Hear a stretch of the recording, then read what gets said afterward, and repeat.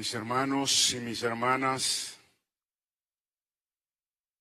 ese aplauso debe ser para Jesucristo.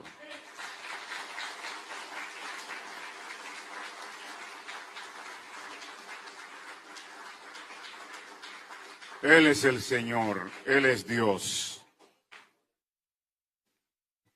Y doy gracias a Dios por la oportunidad que nos brinda esta iglesia, el pastor Severo, nuestro hermano Arsenio, su esposa Mileni y todos ustedes.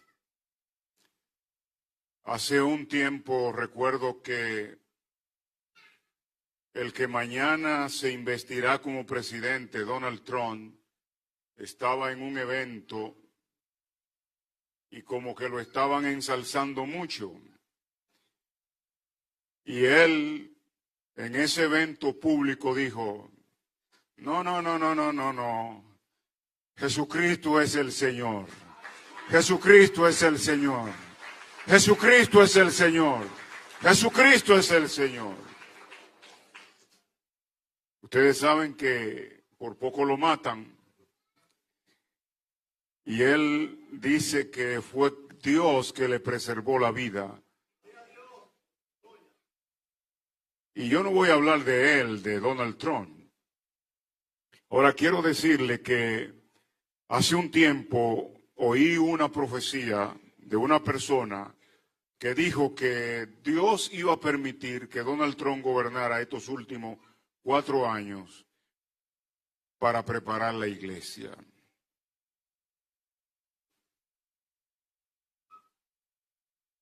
Cristo viene, hermano. Yo viví 10 años en los Estados Unidos y yo sé lo que le estoy diciendo. Las barbaridades y la diablura que de allí se escenifican al mundo a través del partido que está gobernando hoy. Es un desastre, es como si fuera la anticipación del anticristo. Pero Dios nos da una oportunidad hoy. Bien, mis hermanos, al finalizar el servicio, allá afuera están 3 de mis libros de los 5 que he escrito. Ayúdenme a orar porque estoy escribiendo otro libro que se titula Mujeres que conocieron a Jesús.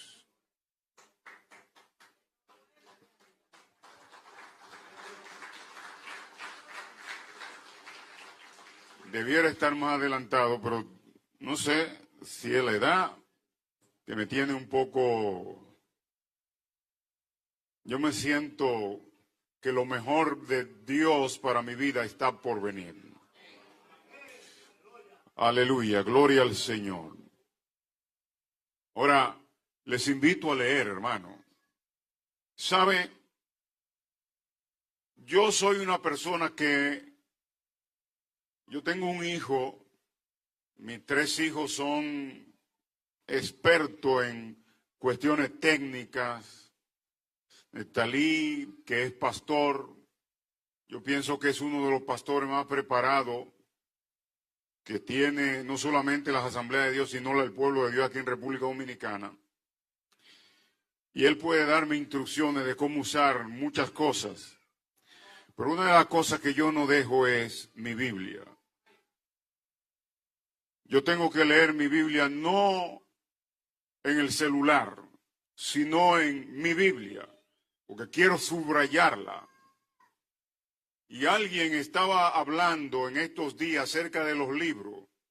Usted puede tener un libro en su celular, pero no es lo mismo que usted leer un libro a mano, subrayarlo, volverlo a leer, escribir algo. Eso nunca pasa de moda. Por eso, en este momento, obviamente, si no tiene su Biblia y tiene un celular, que lo lea, amén. Pero yo le invito a leer conmigo algo que Dios me dio y me hubiese gustado, como anoche le dije a Arsenio, Oye, yo no quería predicar este mensaje sin el pastor estar, pero lo voy a predicar. Así que abran sus Biblias en Apocalipsis capítulo 3. Observo que hay algunos que se han puesto de pie. Bueno, los que quieran ponerse de pie, que no tengan niño en su brazo o que no tengan algún obstáculo físico, puedan hacerlo. Lo importante no es estar sentado o estar parado. Lo importante es la actitud que tengamos de reverenciar la palabra de Dios. Apocalipsis capítulo 3, versículo 14 en adelante, dice: y escribe al ángel de la iglesia en la Odisea. He aquí el amén, el testigo fiel y verdadero, el principio de la creación de Dios, dice esto: yo conozco tus obras, que ni eres frío ni caliente. Ojalá fuese frío o caliente, pero por cuanto eres tibio y no frío ni caliente, te vomitaré de mi boca. Porque tú dices: yo soy rico, me he enriquecido y de ninguna cosa tengo necesidad. Y no sabe que tú eres un desventurado, miserable, pobre, ciego y desnudo. Por tanto, yo te aconsejo que de mí compre oro refinado en fuego para que seas rico, y vestiduras blancas para vestirte, para que no se descubra la vergüenza de tu desnudez, y unge tus ojos con colirios para que veas. Yo reprendo y castigo a todo lo que amo. Sé pues celoso y arrepiéntete. He aquí, yo estoy a la puerta y llamo. Si alguno oye mi voz y abre la puerta, entraré a él y cenaré con él y él conmigo. Al que venciere le daré que se siente conmigo en mi trono, así como yo he vencido y me he sentado con mi Padre en su trono. El que tiene oído, oiga lo que el Espíritu dice a las iglesias. Bendice tu palabra en nuestros corazones en el nombre de Jesús. Amén. Pueden sentarse, mis hermanos, muchas gracias. Quiero hablarle a ustedes con el tema un llamado al avivamiento.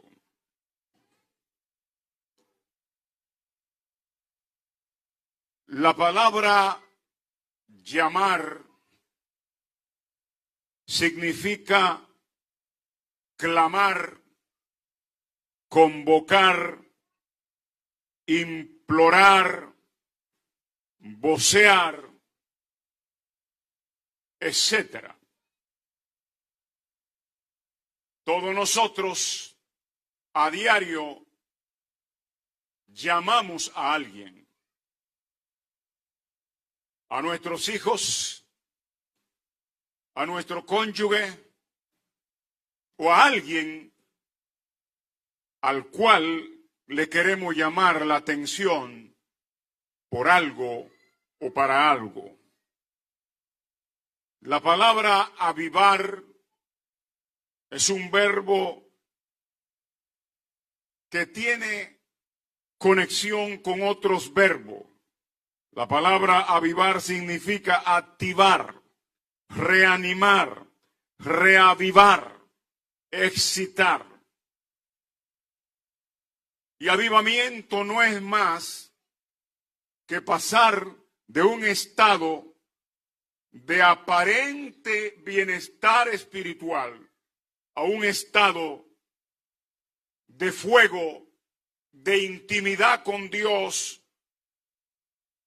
nunca visto. Y mi propósito en esta ocasión, mis amados hermanos, es motivarlo a ustedes, que en este caso son mis oyentes y los que están por las redes, a salir del aparente bienestar espiritual y buscar con pasión una relación íntima con nuestro Señor Jesucristo. Ahora bien, vayamos al texto que nos ocupa. Lo primero que nosotros tenemos en el versículo 14 hasta el versículo 16 es el que envía el mensaje y las razones por las cuales lo envía. Primero, el que envía el mensaje. Observe, el capítulo 2 y 3 de Apocalipsis reseñan los mensajes a las 7 iglesias. He estado leyendo este libro de Apocalipsis, lo terminé, pero lo vuelvo a comenzar a leer de nuevo por una serie de razones que están en mi corazón y porque yo creo que estamos en el momento apocalíptico más grande de la historia de la humanidad. Y todos nosotros debemos comprender este libro.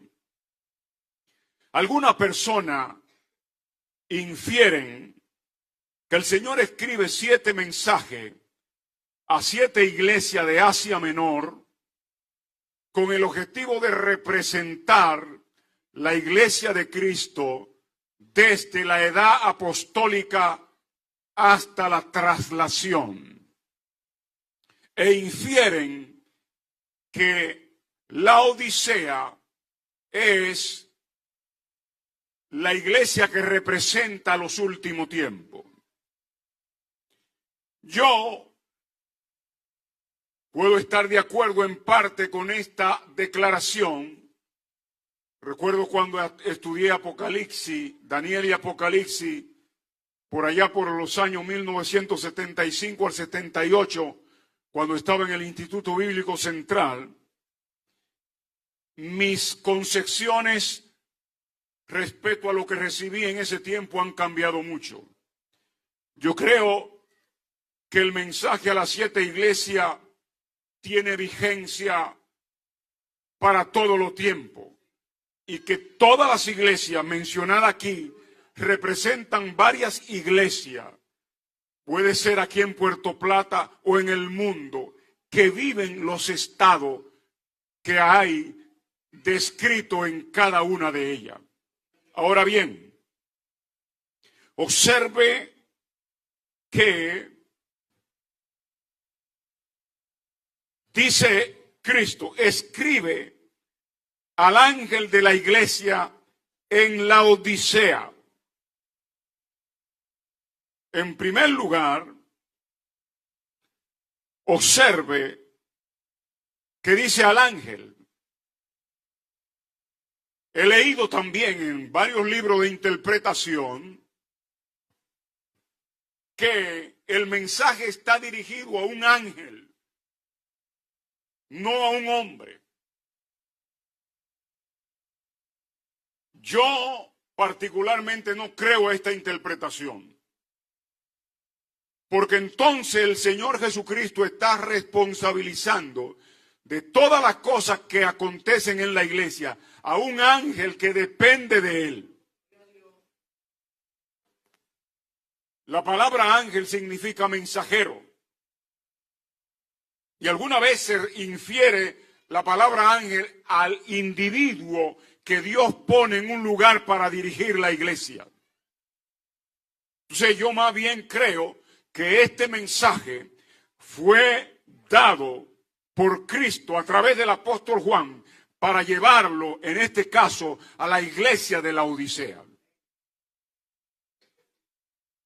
La palabra Laodicea significa juicio del pueblo, derecho del pueblo.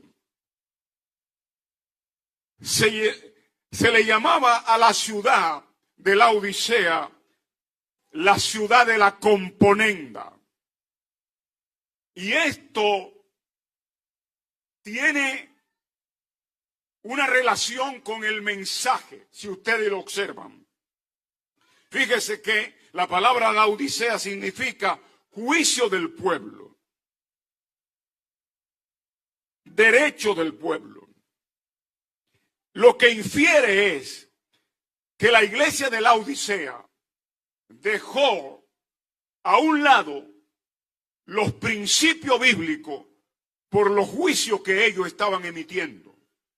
Hay muchas iglesias que hoy son gobernadas por hombres, por mujeres, por dogma, por cosas humanas, no por la palabra de Dios. Observo a muchos predicadores que vienen a las iglesias y comienzan a inventarse profecía, a dar ciertos como cierto movimiento para manipular a la gente, pero no tienen conciencia de lo que es la palabra de Dios. No se adentran en lo que dice el texto, en la revelación de Dios. Y hay muchas iglesias embulladas a través de este tipo de predicadores. Ahora, observe lo que dice el Señor. Escribe. ¿Por qué?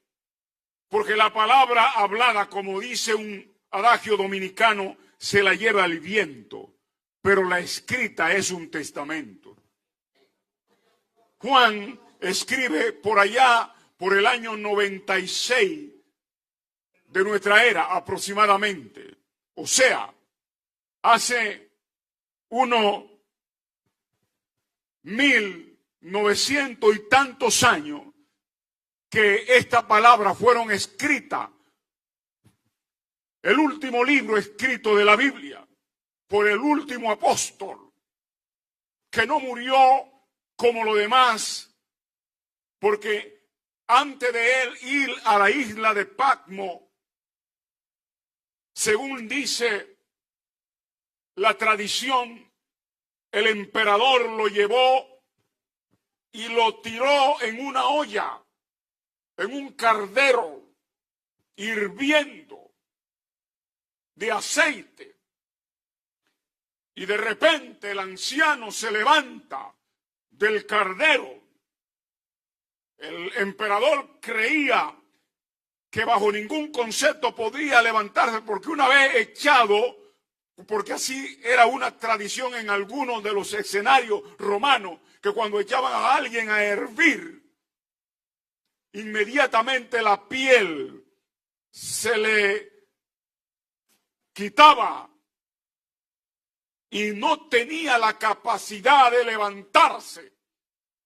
Pero aquel que se movió en el fuego de Nabucodonosor, que lo convirtió en una especie de piscina, ahora había convertido a esa olla en una piscina para que su gran apóstol no recibiera. Y se dice que cuando él se levantó, el emperador romano le dijo a los demás: para mí Juan está muerto, llévenlo a la isla de Patmos, a ese viejo, para que se muera en esa isla. Y lo desterró.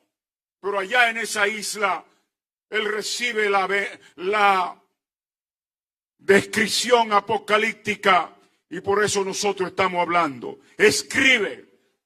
Y aquí están escritas estas palabras. Escribe. Bendito sea el nombre del Señor. Por eso, hermano, Yo le aconsejo a todo el mundo que tenga su Biblia en cualquier lugar, porque como está gobernada la tecnología, en cualquier momento desaparecerán de los celulares.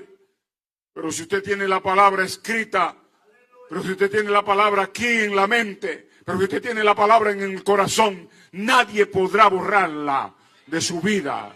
Nadie podrá borrarla de su mente. Ahora, lo segundo que observamos aquí es las prerrogativas del que escribe. La palabra prerrogativa son aquellas cosas inherentes de una persona, aquellas cosas que le caracterizan, aquellas cosas que son propias de él. Entonces Cristo, cuando le escribe al ángel de la iglesia en la Odisea, dice: he aquí el amén. ¿Y qué significa eso? El amén, vocablo de asentimiento, que significa el que no meramente dice la verdad, sino que es la verdad. El amén, el fiel, el firme, el veraz. Bendito sea el nombre del Señor. Fíjese que algunas veces yo he ido a algún sitio y me piden una credencial, una identificación que me represente. Pero el Señor aquí no está escribiéndole a la iglesia de la Odisea: miren mi credencial, editada por el concilio de la iglesia de Dios, o del Nazareno, o de los bautistas. No, Él dice: he aquí el amén. Aleluya. Y lo segundo es el testigo fiel y verdadero. La palabra aquí es una palabra griega, aletino, que significa el genuino, el que comprende todo lo que está comprendido en el testigo. Para esto son necesarias tres cosas indispensables. Primero, haber visto con los ojos lo que atestigua. Segundo, ser competente para referirlo a otro. Y tercero, estar dispuesto a hacerlo verazmente. Él dice a la iglesia: el testigo fiel y verdadero. Mi alma adora el nombre del Señor. Aleluya. Pilato le dijo a Jesús: ¿y qué es la verdad? Y Jesús dijo: yo vine para dar testimonio de la verdad. Aleluya. Y Pilato no sabía que él tenía de frente la verdad encarnada. Jesucristo dijo: yo soy el camino, la verdad y la vida. Esto no es un sofisma, es una realidad. Jesucristo es el verbo de Dios. Ahora, hay otra frase que el Señor usa para describir lo que Él es. Dice: el principio de la creación de Dios dice esto. ¿Y qué significa eso? Los testigos de Jehová y los arianos creen que esto implica que Jesucristo tuvo principio. No, esto no es así. Esto significa no el que fue creado o la primera de la criatura, como sostenían aquellos que le dije, sino el principiador de todas las cosas. Juan capítulo 1, versículo 1 dice: en el principio era el verbo. Dice era. Es decir que cuando en el principio se hacían todas las cosas, ya el verbo era, implica la eternidad de Jesús. En el principio era. Ya Él era antes del principio. Y el verbo era con Dios. Significa que tenía una personalidad aparte del Padre y el Espíritu Santo. Y el verbo era Dios. Significa que es deidad, que es divino. Entonces, no es como dicen los testigos de Jehová. En el principio ya yo era. Es lo que está diciendo Cristo aquí. Que Él fue la causa de todas las cosas. Bendito sea el nombre del Señor y Salvador Jesucristo. Por eso la Biblia, la palabra de Dios, nos dice en el libro de Colosenses, capítulo 1, versículo 15 al 18, lo siguiente: Él es la imagen del Dios invisible, el primogénito de toda la creación, porque en Él, o sea, en Jesús, fueron creados todas las cosas, la que hay en los cielos y la que hay en la tierra, visible e invisible, sean tronos, sean dominios, sean principados, sean potestades. Todo fue creado por medio de Él y para Él. Y Él es ante toda la cosa, y todas las cosas en Él subsisten. Y Él es la cabeza del cuerpo, que es la iglesia, el que es el principio, el primogénito entre los muertos, para que en todo tenga la preeminencia. Bendito sea el nombre del Señor. Entonces, lo que el Señor le está diciendo a la iglesia de la Odisea, oigan bien quién es que le escribe.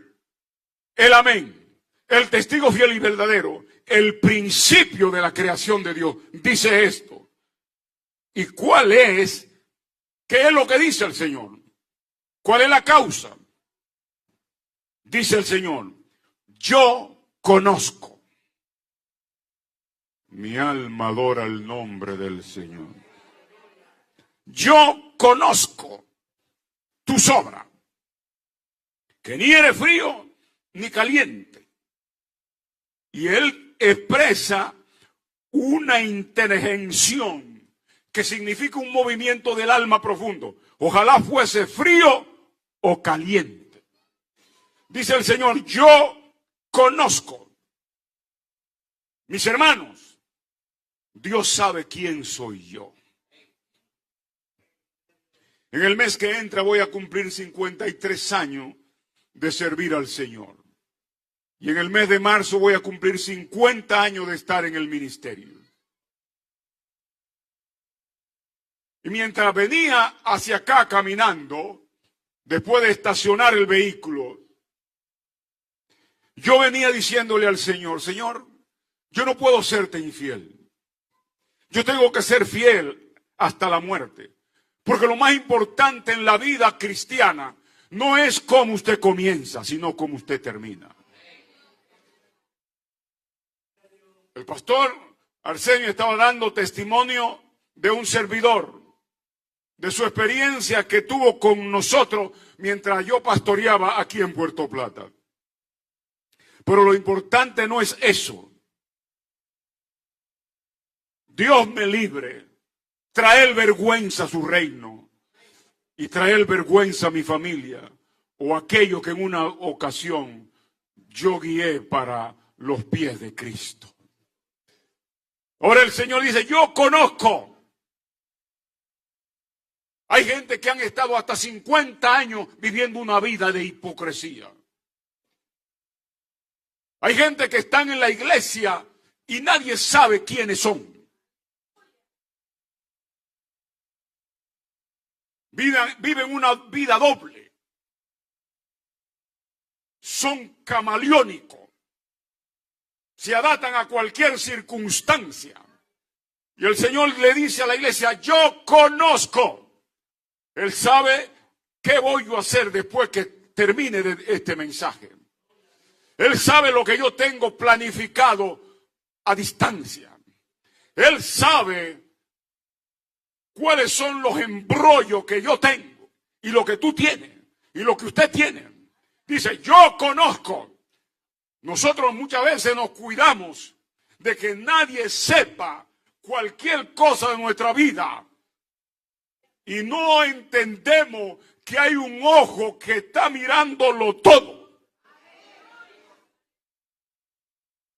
Algunas veces hay personas que son muy avistados y para borrar las evidencias mandan a matar.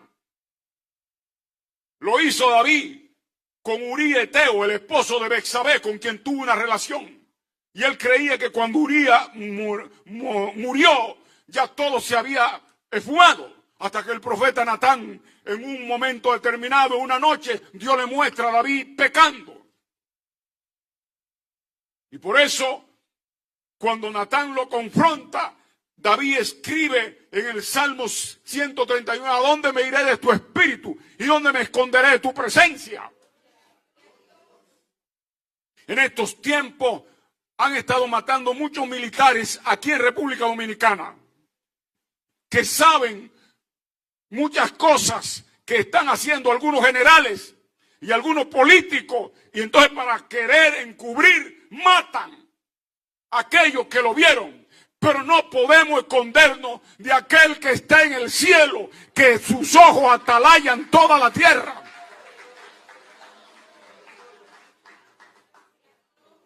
Bendito sea Dios. Oh, mi alma adora el nombre del Señor. Aleluya.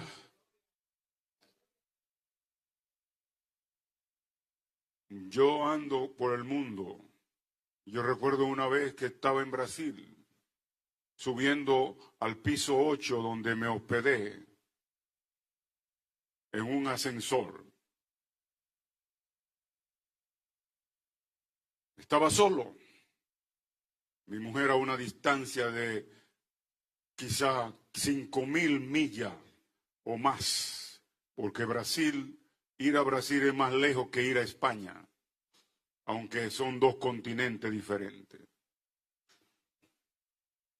Mi esposa no estaba viendo nada, pero había un Dios que estaba viéndolo todo. Y de ese es el que yo tengo que cuidarme. La Biblia dice que el principio de la sabiduría es el temor a Jehová. Si usted no le teme a Dios, no le teme a nadie. Usted va a ser un sinvergüenza aunque esté detrás de un púlpito. Por eso el Señor dice, yo conozco. Ahora, ¿qué conocía el Señor? Que ni eres frío ni caliente, tibio, aparentemente bien.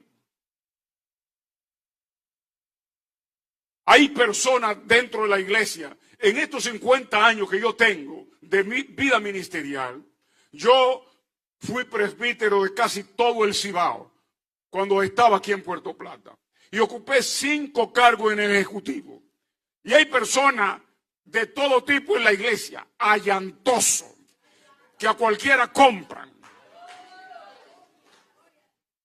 Pero nosotros podemos allantar al mundo. Nosotros podemos allantar al pastor. Nosotros podemos allantar la iglesia. Pero hay uno que no recibe allante porque él conoce, él sabe. Él sabe si yo estoy manipulando a la iglesia. Él sabe si yo estoy predicando la verdad. Él sabe si yo soy frío o caliente.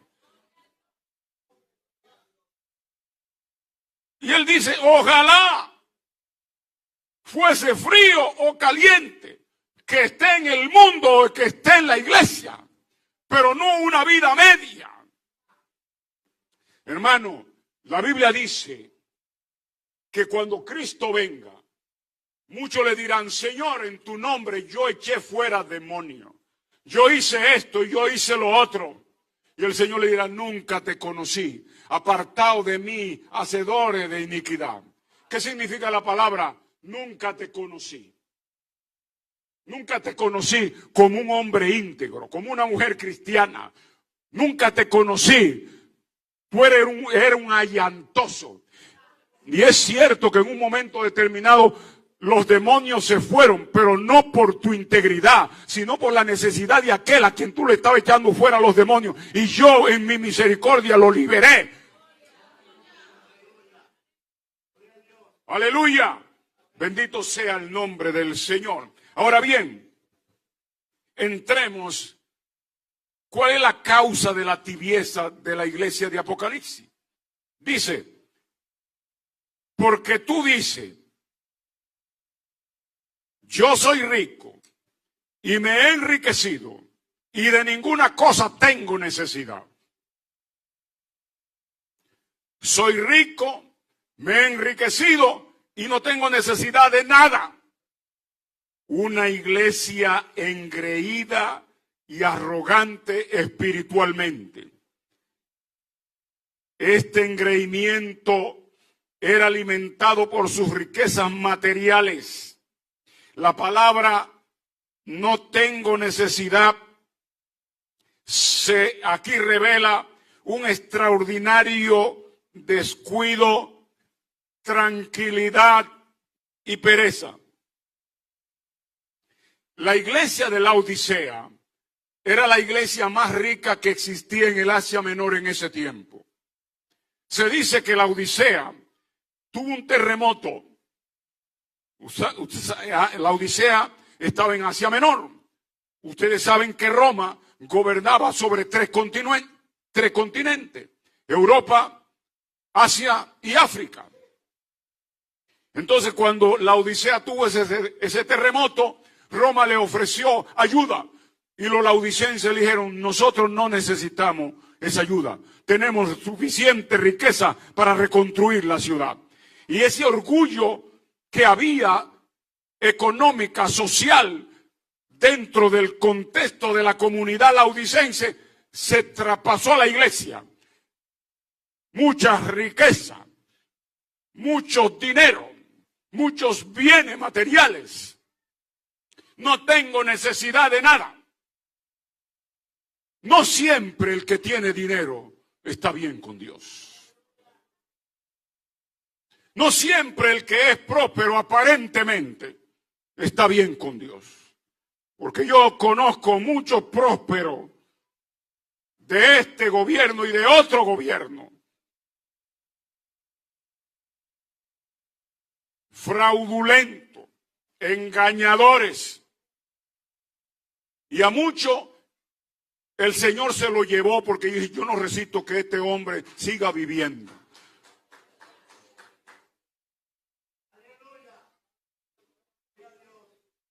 Yo recuerdo en una ocasión que yo venía en un autobús de la capital a Puerto Plata cuando pastoreaba. Y de repente, cuando estábamos entrando al túnel, yo comienzo a hablar en lengua, pero duro. Y yo me sorprendí a mí mismo. Y nadie se inmutó, como que Dios me impidió que oyeran que yo estaba hablando en lengua. Pero fue una toma del Espíritu Santo. Y el Espíritu Santo me dijo en ese momento, a partir de ahora, yo voy a cortar a muchos hombres que están en el altar. Y yo he visto cosas que ustedes ni se imaginan a partir de ese momento.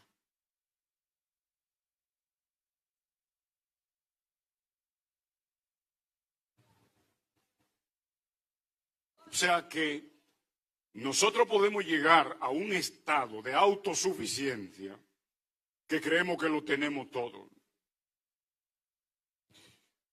Mis amados hermanos, el dinero no es nada. Hay gente que tienen millones y no pueden comerse, como yo me comí anoche, unos guineitos con huevo frito, con el gusto que me lo comí.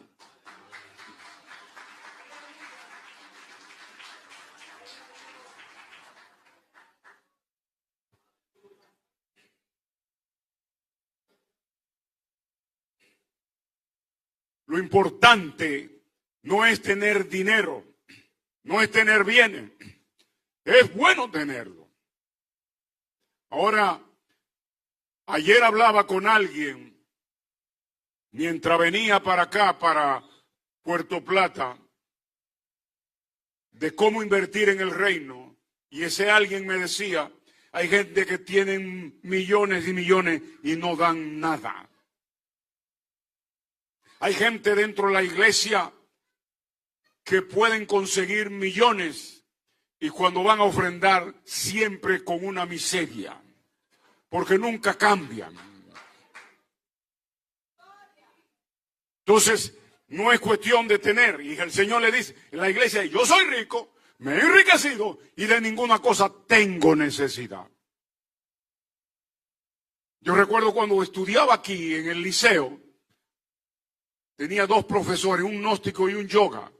Y el yoga y el gnóstico creían que eran dioses y que habían llegado al máximo conocimiento.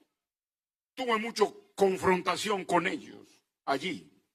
Y a uno de ellos, en una confrontación, todos los cursos del bachillerato se llenaron hacia nosotros porque teníamos una discusión muy fuerte. Y lo último que yo le dije a él, usted necesita a Jesucristo como su único y suficiente Salvador. Me dijo, ¿quién yo? Dije, sí, usted.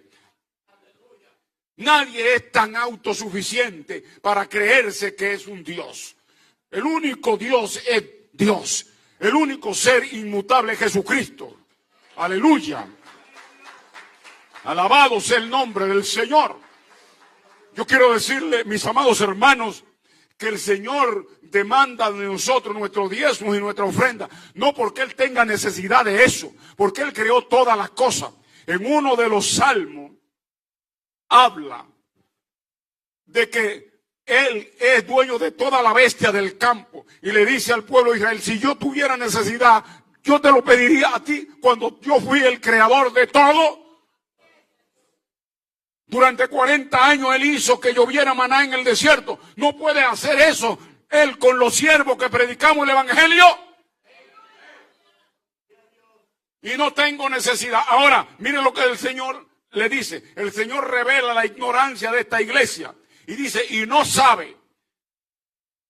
Mire, hermano, la peor ignorancia que tiene un individuo es creer que sabe. Y no sabe.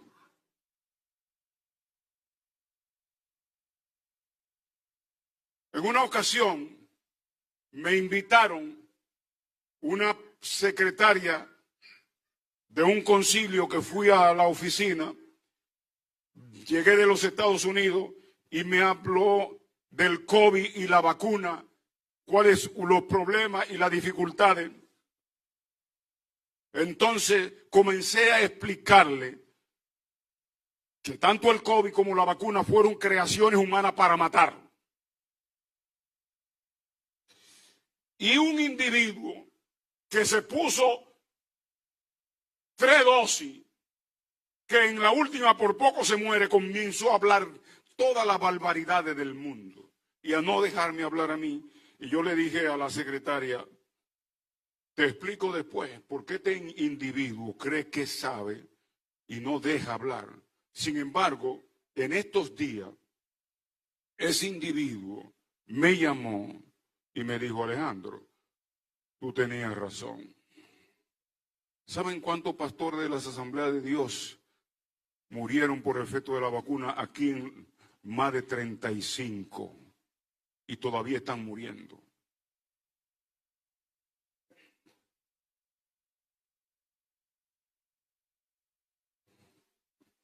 Porque lo más grande en la vida es creer que uno sabe y no sabe. Y entonces el Señor le dice a la iglesia, y no sabe. ¿Y qué no sabía la iglesia? Que tú eres un desventurado, o sea, no bienaventurado, un desgraciado, le dice el Señor, un infeliz. Que tú eres un miserable, un digno de lástima. Que tú eres un pobre, un menesteroso, menos que pobre.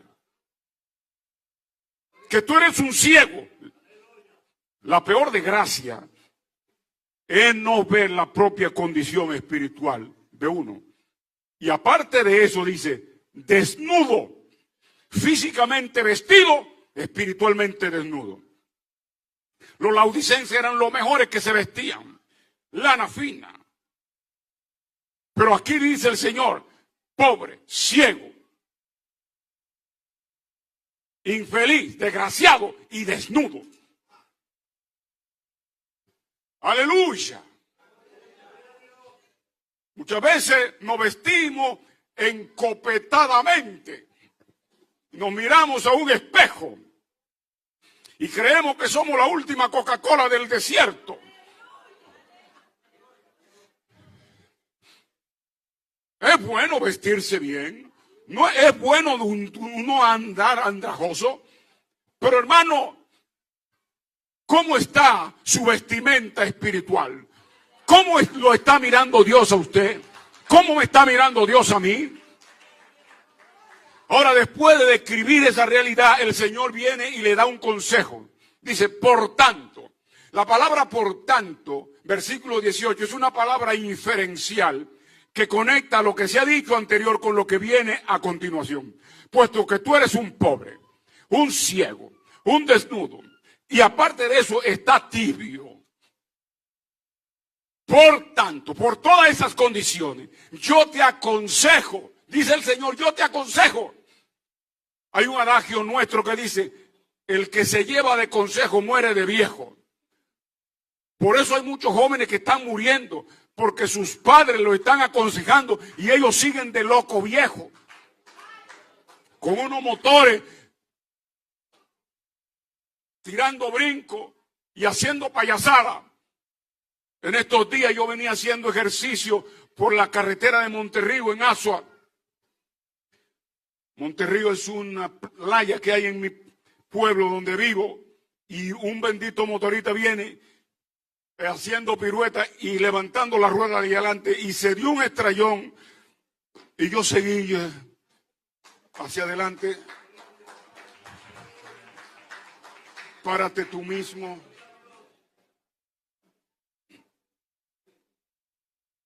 Porque los jóvenes no escuchan a nadie.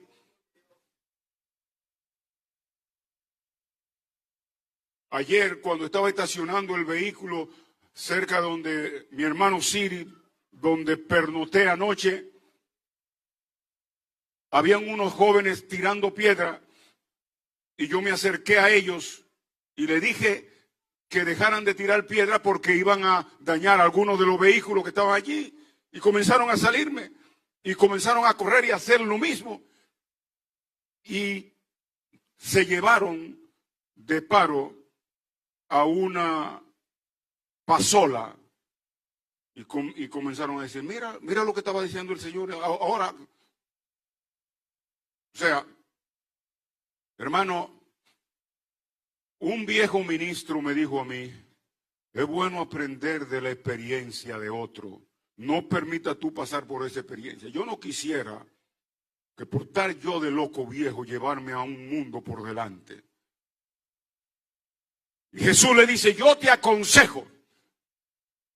Si nos llevamos del consejo del Señor, no es que vamos a morir de viejo, no vamos a morir nunca. Nunca. Porque la muerte aquí es un paso a una vida mejor. Ahí yo te aconsejo que de mí compre oro refinado en fuego. En la Odisea se hacían mucho negocio. Y donde se hace negocio muchas veces la gente dice, vale tanto pero negociable. Ya está hablando mentira. El cristiano tiene que obtener su ganancia de verdad. El Señor dice, yo te aconsejo que de mí compre oro. Aleluya, refinado en fuego, que ha sido expuesto al calor purificador, la verdadera riqueza espiritual en contraste a la de la iglesia que se jactaba de ser rica. Y dice la Biblia, y vestidura blanca para vestirte. La palabra aquí, vestidura blanca para vestirte, Apocalipsis 19:8, son las acciones justas de los santos. O sea, que a pesar de la iglesia ser rica, era una iglesia injusta.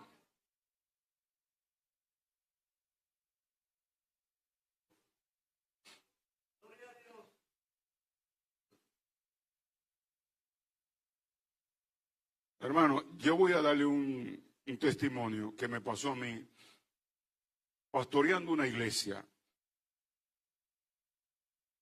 Un día llega una persona a mi casa, era miércoles, día de la dama, era un evangelista, y él iba a pasar la noche, iba a ir conmigo a la iglesia. Yo le dije a la persona, mira, hoy es servicio de dama, yo le voy a pedir a la presidenta que me dé el mensaje para dártelo a ti. Y hablé con la presidenta de la dama y le dije a la presidenta, no colecten la ofrenda, yo voy a tomar la ofrenda para el predicador después que él termine de predicar el mensaje. Cuando terminó de predicar el mensaje, yo le dije a la iglesia, hermano, ustedes saben que no acostumbro a esto. Vamos a tomar una ofrenda para el predicador. Así que pueden venir y depositar esa ofrenda para el predicador. Cuando terminó el mensaje y terminamos el servicio, que yo salgo, el tesorero viene donde mí y me dice, pastor, ¿le vamos a entregar todo este dinero al predicador? Yo le dije, ¿qué oyó usted que yo dije desde el púlpito? Él me dijo que era para el predicador. Y dije, mire, si usted cree que es mucho, fue porque la gente se sintió motivada y dio. Obviamente la ofrenda posiblemente sobrepasaba lo que a mí me daban en el mes para ese predicador. Pero yo no podía permitir robarle al Señor algo que yo dije que era para ese predicador.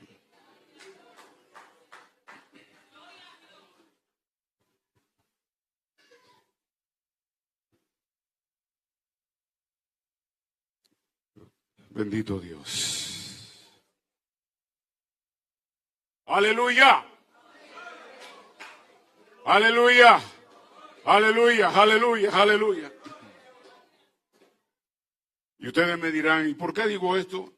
Porque a mí me pasó en los Estados Unidos. Me llevaron a una iglesia, prediqué. Ellos habían tomado sus ofrendas, era un domingo.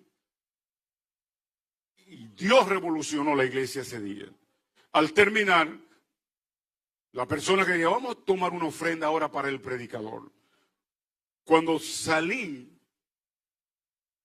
me dieron un sobre y me lo eché. La persona que me llevó fue una misionera que nosotros teníamos aquí en República Dominicana. Me dijo, pastor, saque el sobre, dígame cuánto le dieron. Yo saco 4 papeletas de a $10, $40. Yo vi lo que echaron allí. Me dijo ella, vamos a devolvernos, hay que buscar la ofrenda. Obviamente ella había echado una ofrenda mayor, ella sola, que la que a mí me habían dado. Y yo le dije, hermana, no, por favor. Ahora, por eso, en ese tiempo fue que Marino sacó la canción, ay, qué tristeza, qué gran dolor, abren de cosas que parten el corazón, porque hay que ser del mismo diablo para robarle la ofrenda al predicador.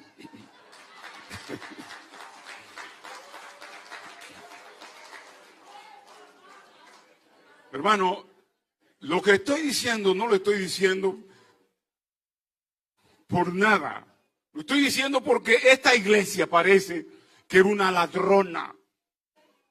El Señor dijo, yo te aconsejo que de mí compre oro. Bendito Dios. Y vestidura blanca. Y dice, y unge tus ojos con colirio. En la Odisea se producía algo. Mucha ceguera, producto de algo que ahora no puedo explicar.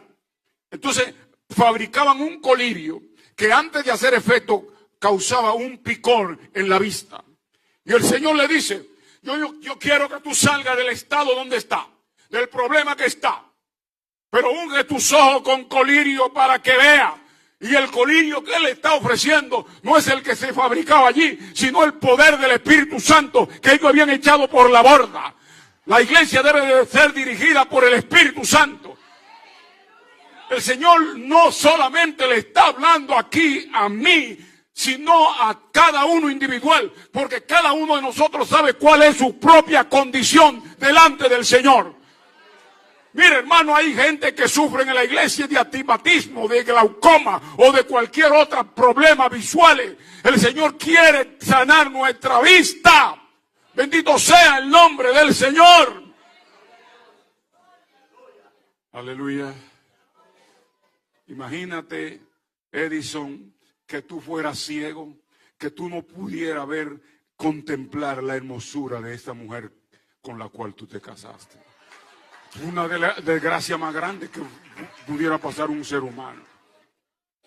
Porque no solamente pueda disfrutarla físicamente, sino visualizarla.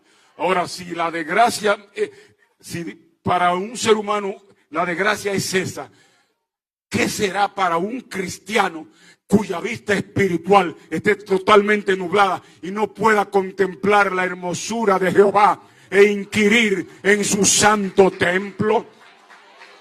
Bendito sea el nombre del Señor. Porque no hay gozo más grande que el gozo del Señor. Porque no hay placer más grande que el placer del Señor. Porque la Biblia dice en uno de los salmos, deleítate a sí mismo en Jehová. La palabra deleita significa embelezarse, en uno quedar como estupefacto, anonadado, como quien dice, oh, si esa mujer te ajumó cuando pasó por tu vista, Edison, entonces si tú te deleitas, te embeleza en Dios, la hará feliz a ella y te hará feliz a ti mismo. Deleítate a sí mismo en Jehová. Unge tus ojos con colirio. Se necesita el Espíritu Santo para poder ver. Ahora viene el llamado del Señor. Dice, por cuanto eres tibio y no frío ni caliente, te vomitaré de mi boca. Y aquí el Señor dice, he aquí yo estoy a la puerta y llamo. Hermano, ¿es posible que una iglesia que diga ser evangélica no tenga a Cristo en su corazón? ¿Cuántos de ustedes creen la interpretación literal de la Biblia? El Señor le dice a esa iglesia, he aquí yo estoy a la puerta y llamo.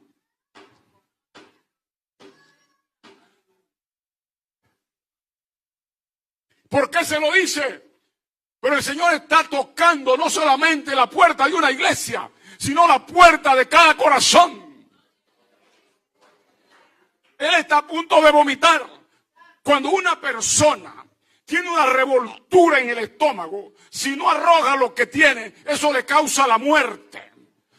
Y la condición de la iglesia estaba causándole náusea espiritual a Jesús.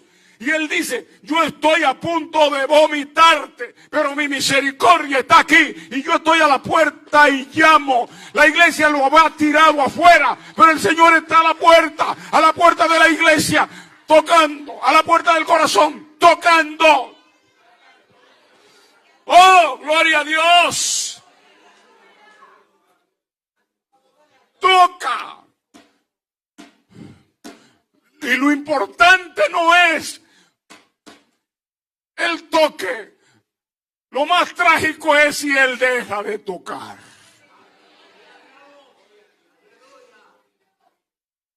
He aquí yo estoy a la puerta y llamo. Pero iglesia, tú no dices que es de Cristo y cómo tú lo echaste. Y él está a la puerta tocando para ver si le dan una oportunidad. Porque los obispos, porque los arzobispos, porque los superintendentes, porque el papa, porque el reverendo ha tomado la posesión. Y cuando el Espíritu Santo es el que tiene que tomar la posesión, pero él está tocando, déjenme entrar para arreglarle el problema que tiene tu corazón, que tiene tu matrimonio, que tiene tu vida. Déjame entrar.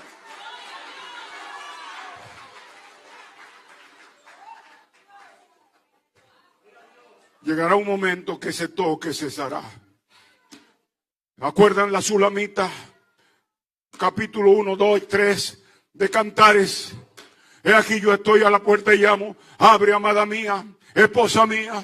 Y la Sulamita dice, ay, yo estoy ya desnuda y me he bañado y yo estoy acostada. No voy a abrir. Dice que cuando el rey tocaba y tocaba, la Sulamita en su quehaceres, y cuando fue a abrir la puerta, solamente quedaba el olor del rey, el perfume en los cerrojos. Ay, cuánta lástima cuando el Señor vomita a uno. Dice la Biblia que cuando Dios decidió ungir a un rey por Saúl, Samuel comenzó a llorar y a llorar. Todos los días lloraba por Saúl. Y Dios le dijo a Samuel, ¿hasta cuándo llorará a Saúl? Cuando yo lo vomité, cuando yo lo deseché. ¡Oh! Todo el mundo sabe cómo fue a parar Saúl, que fue a consultar a una bruja y murió traspasado con su misma lanza.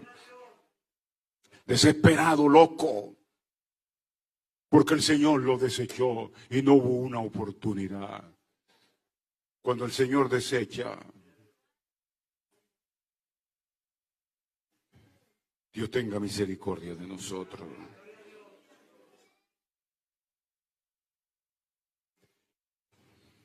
Él toca. Y Él le dice a la iglesia, al que venciere, yo lo voy a sentar en mi trono como yo me he sentado con mi Padre en mi trono. Y lo último que Él dice, el que tiene oído para oír, que oiga lo que el Espíritu dice a la iglesia. Sí, porque yo he predicado mucho este mensaje. Sí. Pero lo importante no es que yo predique, sino que yo tenga un oído fino espiritual para que no se me meta por aquí y se me salga allá. No, sino retener la palabra. Muchos han oído esta palabra. Nadie aquí es sordo. Él está tocando. Él está llamando. Él está clamando para que nosotros volvamos a su regazo. ¿Por qué Él lo hace? Porque Él derramó su última gota de sangre en el Calvario. Y eso le duele para limpiarnos de pecado, para hacerlo justo, para llevarnos al cielo. Hay un paraíso. Vendrá de allá del cielo la nueva Jerusalén, calle de oro, mar de cristal. No tendremos problema de nada. Pero para heredar eso hay que tener el corazón limpio. Hay que aborrecer este mundo. Hay que dejarlo entrar. Déjalo entrar. Ponte de pie.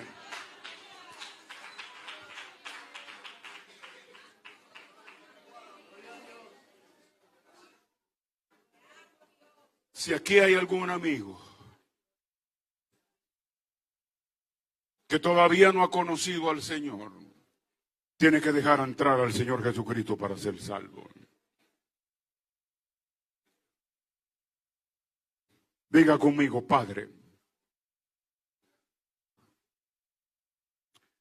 Deja de hablar con su amigo y diga conmigo, Padre, en el nombre de Jesús, te pido perdón. Jesús, no toques más. No llame más. Aquí estoy. Abro la puerta de mi corazón, de mi mente, de mi alma, de todo mi ser. Señor, no quiero estar con mi mente en el mundo y mi pie en la iglesia. No quiero estar jugando una doble vida. Cámbiame, Señor. Entra a mi corazón. Entra a mi corazón. Entra a mi corazón. Amén. Pueden sentarse. Dios le bendiga.